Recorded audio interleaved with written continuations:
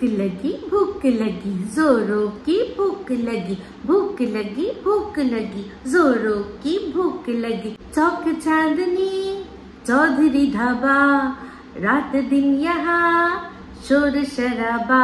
आओ चौक चांदनी चौधरी ढाबा रात दिन यहाँ शोर शराबा।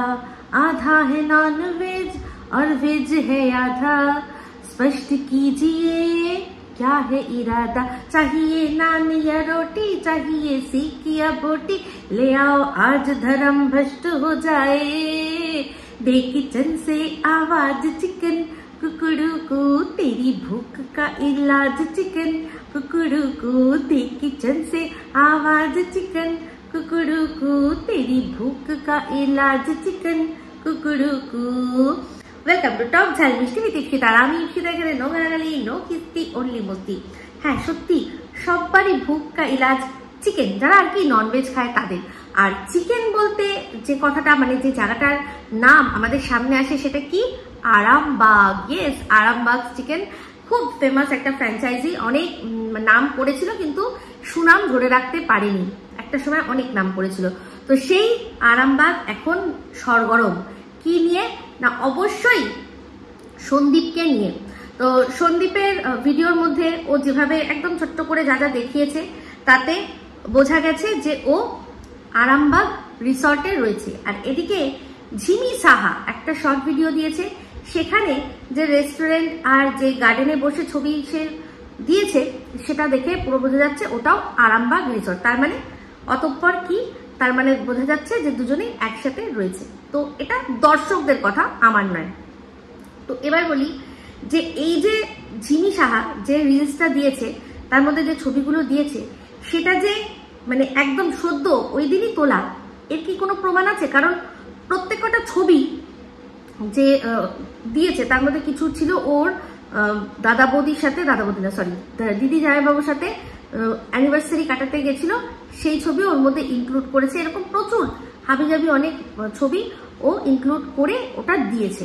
তাহলে এটা থেকে স্পষ্ট এটা হলো কি দুজনে একসাথেই রয়েছে। এবার যদি তর্কের খাতিরে ধরে নিই দুটো একই লাগছে, তাহলে প্রমাণ আমি বলেছি যে প্রমাণ যদি না দেখি তাহলে বলবো না। তো সেক্ষেত্রে এটা কি বলতে পারবো যে হ্যাঁ ওরা একসাথেই দুজনে রয়েছে?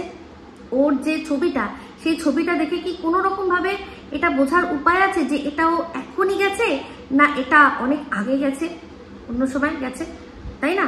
তো হতে পারে এটাও অন্য সময় গেছে। তো যাই হোক, সবাই এখন না মানে বলতে পারছে না, বলবো না করেও অনেক কথা বলছে। তো একটা কথা ভীষণভাবে উঠেছে, সেটা হচ্ছে গিয়ে সোনা বাবার কাউকে দেখে ভয় পেয়ে যাওয়া। কাউকে দেখে ভয় পেয়ে গেছে, সবাই বলছে ওটা পেতনি, ওটা সোনা বাবা পেতনি দেখেছে।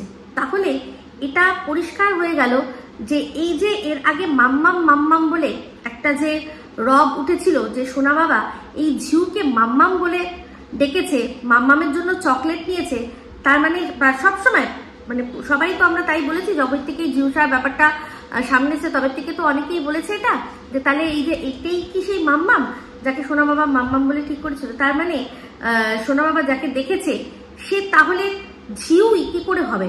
তাহলে যদি এ ঝিউ হয় তাহলে ও ঝিউ ছিল না যাকে দেখে মাম্মাম বলেছিল, আর যদি ওই মাম্মামটাই ঝিউ হয় তাহলে তাকে দেখে সোনা বাবা এখন নতুন করে কি করে ভয় পেয়ে যেতে পারে, তাই না? ওই একটা পুরনো ছবি, যেই ছবিটা কালো মুখটা দেখা যাচ্ছে, সেটার ও ক্লিয়ারিফিকেশন দিয়েছে কি যে আমার একসময় মুখটা এরকম কালো হয়েছিল কোনো কারণে, কোনো ওষুধের এফেক্টে বা কালারের এফেক্টে।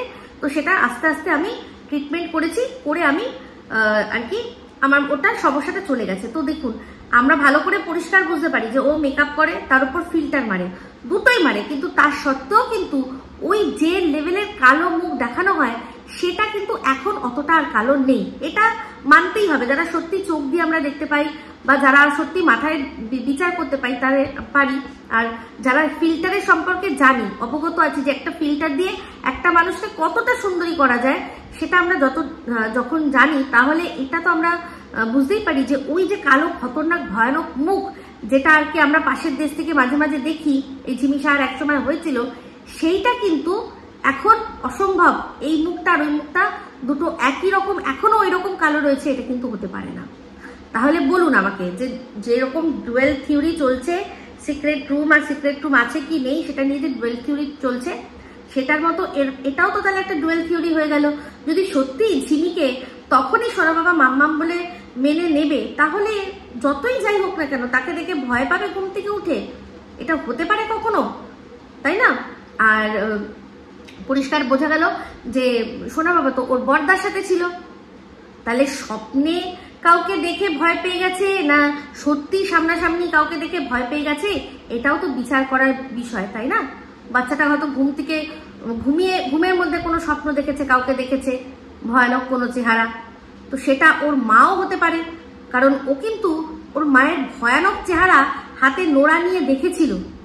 এবার মা ভীষণ সুন্দরী, মা বাচ্চাদের সবার চোখেই আমাদের মারা আমাদের কাছে ভীষণ সুন্দরী, কিন্তু তাও একটা ভয়ানক রূপ সে দেখেছিল যে রাত্রের বেলা সে মা হাতে নোড়া নিয়ে তেড়ে আসছে, ঝগড়া করছে, মারতে যাচ্ছে, এই জিনিসটাও সে দেখেছিল। বলা যায় না তো, হয়তো সেটাই মনে পড়ে গেছে, মনে পড়ে গিয়ে সেই রকম মানে ভয় পেয়ে গেছে, হতে পারে না? হওয়ার কিছু নেই। তো সেক্ষেত্রে তাহলে বুঝতে হবে, আর যদি সত্যিই তা না হয় তাহলে বুঝতে হবে নতুন কারোর আগমন হয়েছে। অবশ্যই সে তাহলে ঝিমি সাহা নয়, কারণ ঝিমি সাহাকে দেখে মাম্মাম বলে মেনে যদি নিয়ে থাকে সোনা বাবা, তাহলে আর তাকে দেখে নতুন করে ভয় পাওয়ার কিছু নেই। ঠিক আছে, আশা করি এই বিষয়টা আপনারা আমার সাথে সহমত পোষণ করলেন কি করলেন না সেটা একটুখানি বলবেন। ঠিক আছে, তো এবার চলে আসি যে সন্দীপ একটা জায়গায় গেছে, যে জায়গাটার নাম ও গতকাল রাত্রে আমাদের বলেছে, কিন্তু আমরা ওর ওই রুমটা দেখে বুঝতে পারছি কি বিভিন্ন চ্যানেল থেকে বলছে যে ওটা ওই রুমটা নয়, মানে ওই জায়গার ওখানকার কোনো রুম নয়, ও আছে আরামবাগের রুমে। তো এটার ক্ষেত্রে আমি গতকাল লাইভেই একটা বলেছিলাম যে হতে পারে যে ওর এক্স্যাক্ট লোকেশন সেটা আমাদের সাথে শেয়ার করতে চাইছে না, কারণ এটা ওর সেফটি সিকিউরিটির জন্য হতে পারে। দিনের পর দিন এই সন্দীপের লিগাল ওয়াইফ তাকে ছেড়ে যখন চলে গেছিল, তখন সে শুধুমাত্র একটা দেয়ালের পিছনে বসে মানে দেয়ালকে পিছনে রেখে সামনে বসে ভিডিও করতো আর বলতো যে আমি আমার সেফটি সিকিউরিটির জন্য বলতে পারছি না যে আমি কোথায় রয়েছি। তো সেক্ষেত্রেও কিন্তু দর্শকরা, মানে ওর যারা ভালোবাসার দর্শকরা ওকে কিন্তু সাপোর্ট করেছে, তাহলে আজ কেন সন্দীপ এই বিষয়টায় সাপোর্ট পেতে পারে না, তাই না? আচ্ছা, তো এরপর হচ্ছে গিয়ে ওর লেটেস্ট ভিডিওটা দেখলাম, সেখানে পরিষ্কার ও যে ডেস্টিনেশনের কথা বলেছিল যে আমি এই জায়গায় ঘুরতে যাচ্ছি, মানে বিষ্ণুপুর, সেই বিষ্ণুপুর তো ও গেছে। আমি আমার আগের দিনের ভিডিওতেই বললাম যে বিষ্ণুপুরে যদি ও যায় তাহলে ওই পোড়ামাটির যে মন্দির, তারপর আরো যা যা ওখানে ঘোরার জায়গা আছে সেগুলো ও দেখাবে। ও যদি না দেখায় তাহলে বুঝবো ও যায়নি। তো যাই হোক, এবার আসি একটা বিষয় নিয়ে কথা উঠেছে না, আমার ভৌগোলিক জ্ঞান সম্পর্কে নাম না করেই জাস্ট পিঞ্চ করেছে কে না, দীপ্তিদি। তো দীপ্তিদি গতকাল রাতের একটা লাইভ দেখছিলাম, সেখানে দীপ্তিদিকে কেউ একজন প্রশ্ন করেছে যে এই যে দালাল, যাকে দীপ্তিদি দালাল বলে, সেই দালাল তোমরা তো বলেছিলে যে দালাল শুধরে গেছে, তো সেই দালালকে যখন তার ভালোবাসার মানুষরা, একসময়কার ভালোবাসার মানুষরা প্রশ্ন করছে, সে উত্তর দিতে না পেরে কি বলছে, ওরা কে, ওদেরকে দেখে, ওদেরকে পাত্তা দেয়, ওদের কোনো অস্তিত্বই নেই, এরকম বলছে। তো সেটাতে দীপ্তিদি কে প্রশ্ন করা হচ্ছে, যখন দীপ্তিদি বলেছে যে হ্যাঁ, যখন মানুষের কাছে কোনো উত্তর থাকে না তখন ওরকমই করে, যখন মানুষের কাছে কোনো উত্তর থাকে না তখন ওরকমই করে। দীপ্তিদি মনে করিয়ে দিই, এরকম সেম একটা সিচুয়েশন কিন্তু আমার সাথে কিছুদিন আগে মিসেস মজুমদারের হয়েছিল। তখন কিন্তু তুমি এই কথাটা বলনি যে যখন মানুষের উত্তর থাকে না তখন মানুষ বলে যে ওকে কে দেখে, ওর চ্যানেল দেখো কেন, ওর কথা শোনো কেন, ও তো পাগল হয়ে গেছে, তাই না? দেখো কিরকম একটা, মানে এই যে তুমি বলো যে তুমি নিরপেক্ষভাবে প্রত্যেকটা বিষয় তুমি নিরপেক্ষ নিজের মতামত রাখো, তাহলে সেই ক্ষেত্রেও তোমার বলা উচিত ছিল যে উত্তর দিতে পারছে না তো তাই জন্যই এই ধরনের কথা ইপসির সম্পর্কে বলছে, কিন্তু তুমি তখন সেটা বলনি। এখন বলছো যে ওর কাছে উত্তর নেই তো তাই জন্য ও ওই রকম ধরনের ব্লা করছে, বা কেন দেখো, কে দেখে, ওদের পাত্তা দেওয়ার দরকার নেই, এটা করছে। তাহলে তাই না? আসলে ওই যে যখন আমিও একজনকে প্রশ্ন করেছিলাম, তখন সত্যি কথা বলতে তার কাছেও কিন্তু কোনো উত্তর ছিল না, আজকের ডেটেও যে উত্তরগুলো তার কাছে নেই, আর আমি চাইও না উত্তর দেওয়ার, আর উত্তর দিক, কারণ আমি জেনে গেছি, আমি বুঝে গেছি, আর আমরা সবাই বুঝতে পারছি যে কিরকম ভাবে যখন কোনো ঘটনার সূত্রপাত হয়েছিল কিরকম ভাবে সেটা ঢাকা হয়েছিল। এই যে দিনের পর দিন টিনের প্রতিপক্ষের লোকেরা বলেছে না যে তোরা তো ঢাকছিস, তোরা তো ঢাকছিস, তোরা তো ঢাকছিস, ওই একটাই মানুষ কিন্তু ঢেকে গেছে। যদি কেউ কোনো কিছু বলতেও গেছে তখন কিন্তু সে সেখানে তাকে নিয়ে মানে যা নয় তয় করেছে। উদাহরণস্বরূপ বলে দিই দেবশ্রীদি, আমি তো সেই সময় যদি না ঢেকে তখনই যদি উদলা করে দেওয়া হতো তখন এতটা কিছু ড্যামেজ হয়নি, যে ড্যামেজটা আজকে কন্ট্রোল করার মতো অবস্থায় মানুষ আসতে পারছে না। আশা করি বোঝাতে পারলাম। তো এরকম আমি বরাবরই দেখেছি যে ওর ক্ষেত্রে একরকম আর আমার ক্ষেত্রে একরকম, ডুয়াল থিওরি নিয়ে তুমি চলো। তাহলে এটাকেও কিন্তু মানে শুদ্ধ ভাষায় দোগলামি বলে। উইথ রেসপেক্ট তোমাকে এই জিনিসটা জানালাম, ঠিক আছে? তো চলে আসি এবার ড্যামেজ কন্ট্রোল নিয়ে। আজকে চিন্তা করে দেখো, আমি এই কথাটা বরাবরই বলেছি যে টিনকে এক্সপোজ করতে বেশি সময় লাগলো না, কিন্তু এক্ষেত্রে কেন কোনো কিছু এক্সপোজ হলো না? যে বা যখনই চেষ্টা করেছে সেটা করার, সেটাতে সমানে অপোজ করা হয়েছে। এখন যারা এই বাচ্চার বাবাকে এত বাজে বাজে কথা বলছে, একটা কথা চিন্তা করুন তো, আপনারাই যখন ওকে দেখেছিলেন, মানে এই বাচ্চার মাকে দেখেছিলেন, সে আনন্দ ফুর্তি করছে, ঘুরে ঘুরে বেড়াচ্ছে, আর বাচ্চার বাবা মুখ চুন করে ঘরের মধ্যে বসে রয়েছে, বাচ্চা সামলাচ্ছে। আপনারা তখন বলেননি যে তুমিও মানুষ, তোমারও অধিকার আছে, তুমিও ঘোরো বেড়াও, আনন্দ ফুর্তি করো? সেক্ষেত্রে আমরা একটাই শর্ত রেখেছিলাম যে সব করো তুমি, শুধু বিয়ে করবে না, কারণ সেটা ইল্লিগাল, বলিনি আমরা? তো সন্দীপ হঠাৎ করেই একদিন ওয়ান ফাইন মর্নিং ডিসকভার করে কি, যে তার এই 5 বছরের সংসার সেটা সম্পূর্ণ মিথ্যে। ও এতদিন যা দেখে এসছে, যা জেনে এসছে, এই সংসার সম্পর্কে সমস্তটা মিথ্যে। তার বউ এখানে খুশি নয়, তার বউ তাকে নিয়ে খুশি নয়, তার বউয়ের মানে শারীরিক মানসিক কোনো দিক দিয়ে সুখী নয়, এমনকি সে মনে করে সে অত্যাচারিত, তাই তো? তো সন্দীপকে দেখেছি যে সে কিন্তু তার সংসার জোড়ানোর চেষ্টা করেছে। এটা কিন্তু আমি এই কথাগুলো সব বলছি কিন্তু সন্দীপের ভালোবাসার মানুষদের, যারা কিনা সন্দীপের থেকে বিমুখ হয়ে গেছেন, তাদের জন্য বলছি, টিনের ভালোবাসার মানুষদের জন্য বলছি না। তো সেক্ষেত্রে আপনারা, আমরা সবাই আমরা বলিনি যে তুমি তো দেখলাম চেষ্টা করলে সংসার জোড়ার, হলো না, এরপর তুমি কি করবে? তোমার কাছে অপশন কি রয়েছে? তোমার বউ তোমাকে কেসে জর্জরিত করে দিয়েছে, তোমার বউ সংসারেও ফিরবে না, তোমাকে ডিভোর্সও দেবে না, উল্টে তোমার মানে তুমি যাকে নিয়ে পড়ে রয়েছে এখন, তোমার ছেলে, তাকেও চেষ্টা করছে যে কোনোভাবে ছিনিয়ে নিতে। কিসের জন্য? না তোমাকে নিচে নামানোর জন্য। ভালোবেসে নয়, কিন্তু ভালোবেসে নয়। এই দুদিন আগে যখন এই কবিতা চোর বলছিল যে ওর বাচ্চার মা নাকি বলেছে যে আমি আসি, বাচ্চাকে নিয়ে আসিনি কারণ আমি ফিরে যেতে চেয়েছিলাম, কিন্তু যখন এই রিকভারির দিন সে এসেছিল, সেটা দেখে বোঝা যায়নি তো সে তার বাচ্চাকে তো একবারও চায়নি। উল্টে যখন থানার পুলিশ আর কি অফিসার বললেন যে আপনার বাচ্চাটি কই, তখন সন্দীপ যখন বললো বাচ্চা তো আমার, বাচ্চা তো আমার, সেখানে ও টিনের হচ্ছে গিয়ে চ্যালেঞ্জ, দেখা যাবে দেখা যাবে দেখা যাবে। আচ্ছা, যদি দেখাই যায়, যদি ওখানে ক্যামেরা অন দেখে ও নিজের দর্শকদের কাছে ভালো সাজার জন্য এইরকম একটা চ্যালেঞ্জ ছুড়ে দিয়েছিল, তারপরেই তার কি করা উচিত ছিল? তারপরেই তার বাচ্চার কাস্টাডির জন্য কেস করা উচিত ছিল। সেই কেস কি আজ অবধি, আজকের ডেটে অবধি করেছে? করেনি। বাচ্চার মা শুধুমাত্র তার যে দর্শকরা আছে তাদেরকে হ্যাপি করার জন্য আর একটা চ্যালেঞ্জের জন্য, সন্দীপকে নিচু করার জন্য বাচ্চার প্রসঙ্গ তোলে, তাছাড়া আর একদম নয়। ঠিক আছে? তাহলে সেক্ষেত্রে আমরা কি বলেছিলাম? যে ও ঘুরুক বেড়াক, আনন্দ করুক, শুধু বিয়ে না করলেই হলো।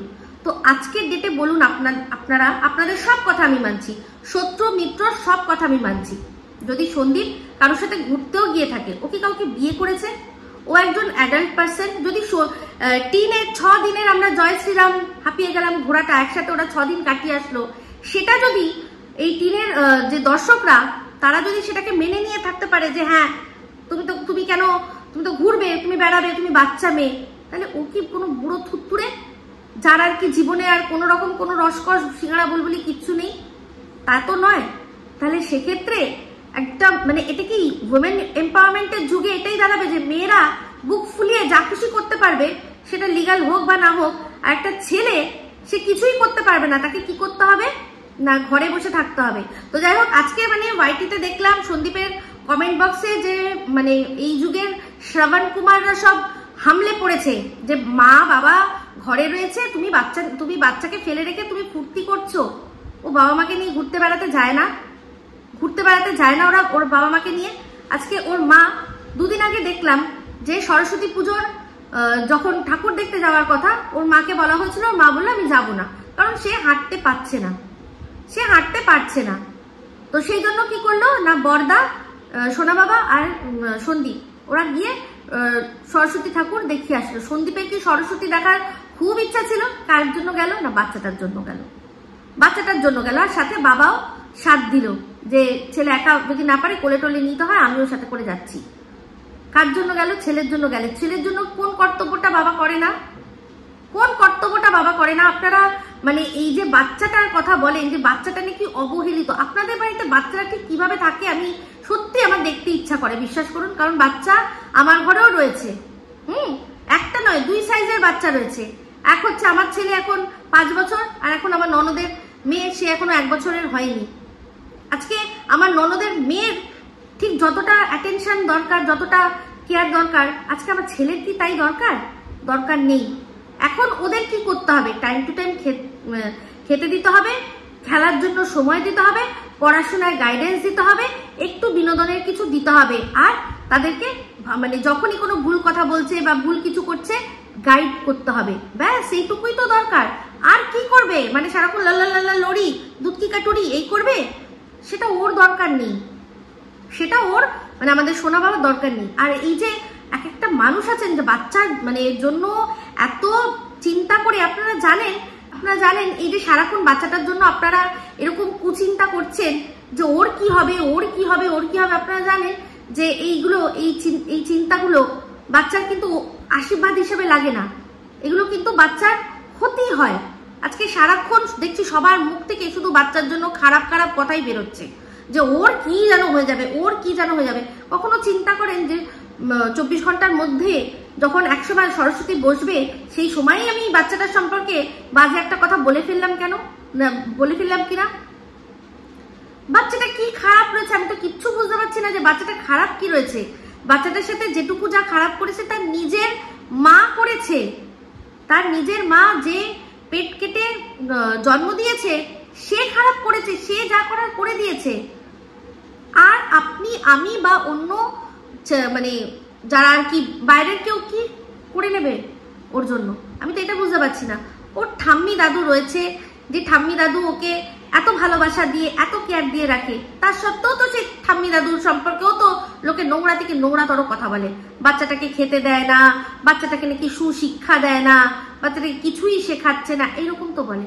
আজকে তার মায়ের কাছে থাকলে বাচ্চাটা কি শিখবে বা বাচ্চাটা কি করবে? টাইম টু টাইম খাওয়াটা পর্যন্ত থাকবে, যার মায়ের রাত মানে দুপুর 1টার সময় ওর টিফিন হয় না। এদিকে এখানে বাচ্চা 1টার মধ্যে স্কুল করে এসে লাঞ্চ করে রেস্ট নেওয়ার সময় পাচ্ছে, তারপর ঘুম থেকে উঠে কখনো আঁকার ক্লাস, কখনো হচ্ছে গিয়ে টিউশন পড়ানো, এগুলো ও করছে। আর কি করতে পারে? একটা বাচ্চার জন্য সবসময় দরকার 24 ঘন্টা কেউ একজন তাকে অ্যাটেনশন দেবে বা অ্যাটেন্ড করবে।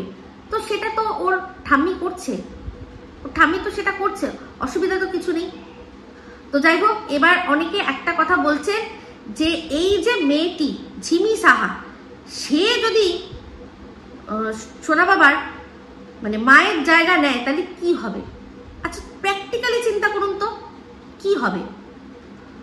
সে তার লাইফে তার বাচ্চার সাথে কি করেছে সেটা খুবই নিন্দনীয়। এবার তার কি গল্প আমি জানি না, কিন্তু যদি ধরুন মনে করুন যে এই যদি সোনা বাবার মানে সন্দীপ যদি একেই বিয়ে করে, একদিকে তো বলবো যে এটাই সবচেয়ে বেস্ট। 40 বছর বয়স, নিজেই বলেছে। এইসব ডিভোর্স হানাতানা করতে করতে ওর যা বয়স আসবে, তাতে করে ওর আর মনে হয় না যে নিজস্ব কোনো ইস্যু নেওয়ার কোনো ব্যাপার থাকবে। আর ওকে দুনিয়াকে এটাও প্রমাণ করতে হবে না যে ও প্রসব করতে পারে কি পারে না। অলরেডি সবাই জানে যে ওর একটা মেয়ে আছে, ওর একটা বড় বাচ্চা রয়েছে। তো সেক্ষেত্রে ওই চাপটা ওর নেই যে ওর একটা নিজস্ব বাচ্চা হলো কি হলো না। ও তো বেস্ট। আর রইল গিয়ে দেখতে দিয়ে সবাই, আপনারা অনেকেই আছেন সন্দীপের সৌন্দর্য নিয়ে অনেক কথা বলেন। তাহলে সন্দীপ যেরকম সেই অনুযায়ী ডানাকাটা পরিয়ে নেওয়ার কি লাভ হবে? একটা তো ডানাকাটা পরিয়ে আসলো, লাভটা কি হলো? আরেকটা সুন্দরী আসবে এরকম ফোকলার মতো, আরেকটা কেউ ভাগিয়ে নিয়ে চলে যাবে। তার চেয়ে তো একটু কম সুন্দরী ভালো, তাই না? আর সত্যি কথা বলতে সন্দীপ যেরকম, ওর জন্য ওই যেরকম তিখি তলবার যেরকম কথাবার্তা বলে, আমার তো মনে হয় ঠিকই আছে। আমার যদি যদি মানে দৃষ্টিভঙ্গি দিয়ে বলেন, আমি তো বলবো ঠিকই আছে, এটাই তো পারফেক্ট, এই তো পারফেক্ট। আর এবার বলুন, এ যদি না হয় অন্য কেউ যদি হয়, কেউ লিখে দিতে পারবে গ্যারেন্টি নিয়ে যে সে আসলেই সন্দীপ বা আমাদের সোনা বাবা খুব ভালো থাকবে? কেউ কি লিখে দিতে পারবে? কথাগুলো আজকে মন থেকে চিন্তা করবেন যারা সন্দীপকে ভালোবাসেন। আজকে আমি বুঝতে পারছি যে সন্দীপ কত কষ্ট করে একটা কথা বলেছিল যে আমি আমার অকাত বুঝে গেছি। হ্যাঁ, অ্যাকচুয়ালি আমিও বুঝে গেছি সন্দীপের অকাত। কারণ সন্দীপকে এর আগে যারা দেখতো, এক প্রথম ছিল দিদির দর্শক, দিদির দর্শক থেকে কেটে আসলো টিনের দর্শক, টিনের দর্শক থেকে কেটে যখন এই টিন বন্ধ হয়ে গেল, যে সন্দীপ আবার যখন শুরু করলো, তখন আবারও ওর লাইফে কোনো একজন মানুষের ছায়া আসলো যে কিনা ওকে কন্ট্রোল করলো। এবার শেষ সন্দীপের লাইফ থেকে বেরিয়ে গেল মানেই সন্দীপ একদম শেষ। মানে সন্দীপের সত্যিই কোনো অকাত বলতে কিছু নেই। সন্দীপের যে দর্শকরা, সন্দীপের যে অ্যাকচুয়াল দর্শকরা, তারা সন্দীপের দর্শকই ছিল না। তাই জন্যই একটা 2.5 লাখের চ্যানেলকে একটা 60,000-এর চ্যানেল বলতে পারে যে ও শেষ। কারণ সে সেরকম ভাবে সমস্ত কিছু রেখে দিয়েছে শেষ করার জন্য। আজকে একটা চিন্তা করুন তো, এই যে পাশের দেশ থেকে একটা কথা ওঠে তারাপীঠ তারাপীঠ তারাপীঠ, পাশের দেশে যে এই তারাপীঠের হুমকিটা দেয়, সে কি তারাপীঠে কোনোদিনও আজ পর্যন্ত গেছে? সে কি গেছে? তার মুখে কিন্তু আমরা আরেকটা মন্দিরের নাম শুনেছি, সংগ্রামপুর মন্দির। সেই মন্দিরের কোনো ছবি কি এসেছে? আসেনি। কিন্তু তারাপীঠ সম্পর্কে সে এত শিওরলি কিছু বলে দিতে পারে কেন? তাহলে অবশ্যই এখান থেকেই কোনো কথা গেছে, কোনো কিছু গেছে, তাই না? কোনো কিছু গেছে। তো সেটা সত্যি মিথ্যে না দেখা অবধি কি করে বলবো সেটা কি কি জিনিস, আসলে কি, আদৌ কি? একসাথে মানুষ তারাপীঠে গিয়ে পুজো দিতেই পারে, তাতে তো কোনো আপত্তি নেই। তাহলে এই ছবিটা বা এই যে একসাথে গিয়ে পুজো দিয়েছে বা যাই হোক, সেটা প্রোভাইড করছে কে? খুব সন্দীপের একদম, মানে সন্দীপ যখন পুজো দিচ্ছিল তার ঠিক কাছাকাছি যারা ছিল তাদের মধ্যেই কেউ হবে, তাই না? তো কি? তো এখানে বক্তব্য একটাই যে আমি সব মেনে নিচ্ছি আপনাদের কথা, সন্দীপ যেভাবে দেখাচ্ছে ওর সাথে কে আছে দেখা যাচ্ছে না, বোঝা যাচ্ছে কেউ আছে কিন্তু দেখা যাচ্ছে না। কিন্তু সেটার ক্ষেত্রেও যদি তাই হয়ও, সেম আমরা দেখেছি টিনকেও করতে। তাহলে যদি টিনের দর্শকরা 2 হাত ভরে সাপোর্ট করতে পারে, তাহলে আপনারা কেন সন্দীপকে সাপোর্ট করতে পারছেন না? কেন সাপোর্ট করতে পারছেন না? আমি তো এটাই বুঝতে পারছি না। ও তো কি এমন করে দিয়েছে, কি এমন করেছে? আপনাদের কথা শুনেই মনে সাহস নিয়ে যে হ্যাঁ, ওকে যখন সাপোর্ট করেছে ওর দর্শকরা, তাহলে আমারও একটু হয়তো আনন্দ ফুর্তি করার একটুখানি অধিকার রয়েছে। তাহলে আজ ওর ফুর্তি দেখে কিছু মানুষ কেন এত মুষড়ে পড়ছেন? কেন তাদের এত কষ্ট হচ্ছে? যখন এই পাতানো দিদির সাথে এখানে সেখানে ঘুরেছে তখন খুব ভালো ছিল, এখন নেই বলে খারাপ। আর ওর বাবা মাকে তো নিয়ে কিছুদিন আগেই তো ঘুরে আসলো, মাকে নিয়ে তো গেল শিব মন্দিরে গিয়ে পুজো দিয়ে আসলো। তো এখানে যেখানে ও ঘুরতে গেছে সেখানে পায়ে পায়ে হাঁটতে হবে, হেঁটে হেঁটে সব জায়গায় ঘুরতে হবে, ওর মায়ের পক্ষে সম্ভব নয়। আর মাকে ছাড়া বাচ্চাকে নিয়ে ওর বেরোনো সম্ভব নয়। তো অবশ্যই একটা বাচ্চা আছে মানে তাকে সব জায়গায় ঘোরাতে হবে এরকম কোনো মানে নেই, আজকে যখন ওর মাও ছিল তখনও ঠাম্মির কাছে বাচ্চাকে রেখে, সে তখন আরো ছোট, ঠাম্মির কাছে রেখে এরা স্বামী স্ত্রী ঘুরে বেড়াতো এখানে সেখানে। কই তখন মনে হয়নি? হ্যাঁ, রাত কাটাতো না। তবে যাই হোক, সন্দীপকে এখন এটাই বলবো যে তখন যদি এরকম রাত ফাত কাটাতে অন্য জায়গায়, তাহলে হয়তো আজকে এর যে মা সে হয়তো থাকতো। নিরপেক্ষভাবেই বলবো। তবে হ্যাঁ, একটা মানুষ একটা ভুল থেকে শেখে, এরকম কোনো ব্যাপার নেই যে তখন করনি বলে এখন করবে না, এটাও কোনো ব্যাপার নেই। তো মানুষ মানুষের ভুল থেকেই শিক্ষা নেয়, মানুষের ভুল থেকেই শিক্ষা নেয়। আমার দর্শকরা বলেছেন যে যাই হোক না কেন তুমি এই পরিবারের পাশ থেকে সরবে না। তো সেক্ষেত্রে আমি একটাই কথা বলেছিলাম যে যতদিন না দেখছি ও কাউকে মানে ডিভোর্সের আগে বিয়ে করছে ততদিন আমি অবশ্যই ওকে সাপোর্ট করব। আর এই মেয়েটিকে অবশ্যই যদি এ হয় আমার কোনো আপত্তি থাকবে না, কারণ এখানে আমি আপত্তি কেন করতে যাব। আর রইল গিয়ে এই মেয়েটি, আমার যা বুদ্ধি বলে আমার তো মনে হয় এই সবচেয়ে বেস্ট, এই বেস্ট। কারণ যখন অন্য কাউকে নিয়ে আসবে অল্প বয়সী মেয়ে, নিশ্চয়ই কোনো এরকম কাউকে নিয়ে আসবে না যার বিয়ে হয়ে গেছে বা অন্য কোনো ব্যাপার বাচ্চা রয়েছে, এরকম তো নিয়ে আসবে না। তাহলে যদি তাই হয় তাহলে কি ক্ষতি রয়েছে? আর ওর সম্পর্কে যে কথাগুলো শোনা হয়েছে সব যে সত্যি, এটা আমরা গল্প শুনেছি। কার মুখে শুনেছি? হনু সোনা বলেছে, সোনু সোনা থেকে। কাকে বলেছে? পাশের দেশের ভাইকে, যে কিনা নিজে বলছে যে চলে এসো আমি তোমাকে মেনে নেবো। তাহলে তার কথা কি করে বিশ্বাস করা যায়? এই সব কথা সত্যি।